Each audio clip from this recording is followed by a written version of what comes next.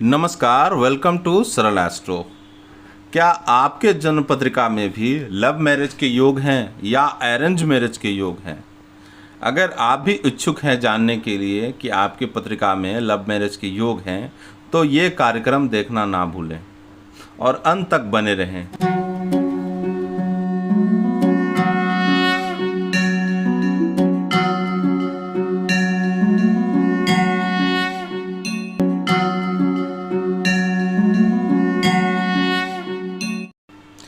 देखिए, ज्योतिष में नवग्रह व्यवस्था में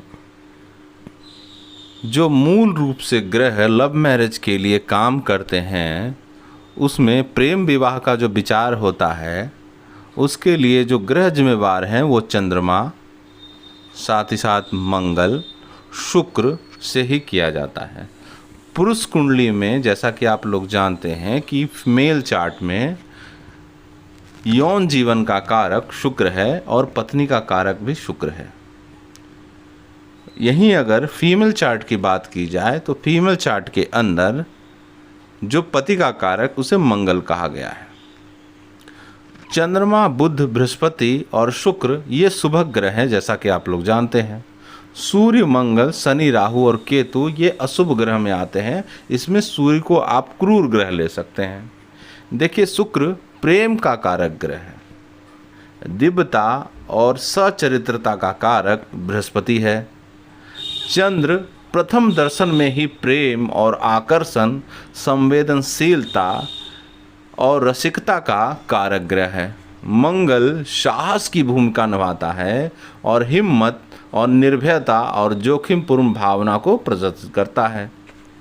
वैसे तो हर ग्रह का अपना अलग अलग प्रभाव है, किंतु शुक्र और चंद्र, शुक्र और मंगल और शुक्र और शनि, इन आदि ग्रहों के अगर योग आपकी पत्रिका में हैं तो विचित्रता उत्पन्न होता है ऐसा जातक प्रेम के मामले में। तो आइए समझते हैं कि आपके जन्म पत्रिका में क्या प्रेम विवाह के योग हैं। बहुत ही आसान तरीके से मैं आपको समझाऊंगा। अगर ग्रहों की स्थिति आपकी जन्म पत्रिका में है तो आपके प्रेम विवाह के योग बनते हैं।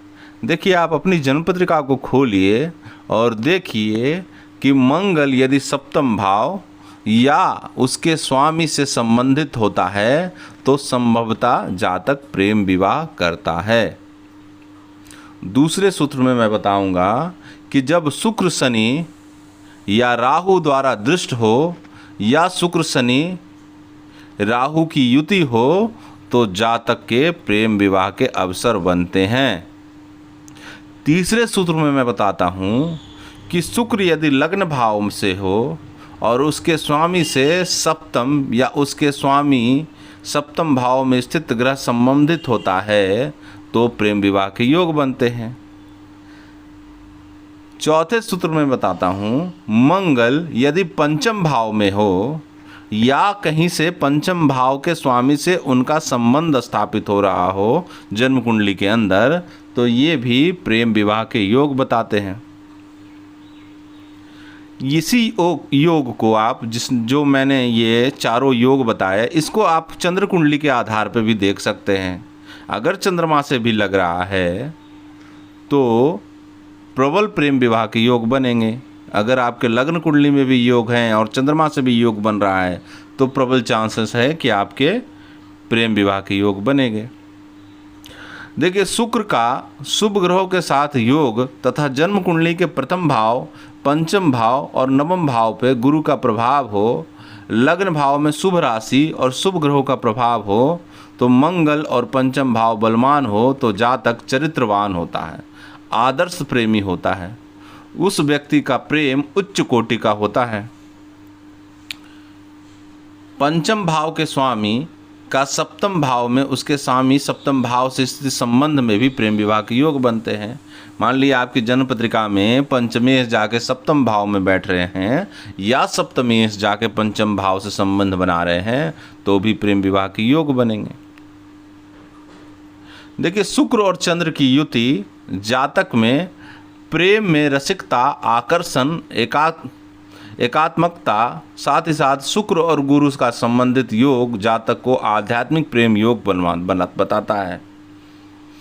पंचम भाव में शुक्र हो, चंद्रमा की युति हो शुक्र के साथ, पंचमेश का शुक्र और चंद्रमा से संबंध प्रेम विवाह के योग बताते हैं। तो देखिए कुछ सर्टेन ऑफ योगा जो मैं आपको बताया कि अगर आपकी जन्म पत्रिका में है तो निश्चित ही ये प्रेम विवाह के योग बनेंगे। देखिए जन्म कुंडली का पंचम भाव, सप्तम भाव, एकादश भाव के स्वामी में परस्पर जो संबंध होगा तो प्रेम विवाह के योग बनेंगे। पंचम भाव और सप्तम भाव के स्वामी का परिवर्तन योग भी आपको प्रेम विवाह की ओर प्रेरित करता है, या इसका युति संबंध भी आपको पंचमेश, मान लिया आपके जन्म पत्रिका में पंचमेश और सप्तमेश की युति बन रही है तो ये भी प्रेम विवाह के योग बनते हैं। तो देखिए ये तो मैंने बताया कि जन्म पत्रिका में कौन से सर्टेन योगा है जो आपको प्रेम विवाह में बाध्य करते। तो ये मैंने बताया प्रेम विवाह के कुछ सर्टेन ऑफ योगा अगर आपके जन्म पत्रिका में हैं तो निश्चित रहे आपके प्रेम विवाह के योग बनते हैं। पर कुछ ऐसे भी कपल हैं जो प्रेम विवाह में असफल रहे हैं, तो उन पे भी एक वीडियो बनाना बनता है। तो नेक्स्ट वीडियो में आप बने रहें, मैं कुछ ऐसे ही सूत्र आपको बताऊंगा जो प्रेम विवाह में असफल योग कहे गए हैं। तो बने रहें मेरे चैनल पे। जब तक के लिए मैं आपका धन्यवाद करता हूँ।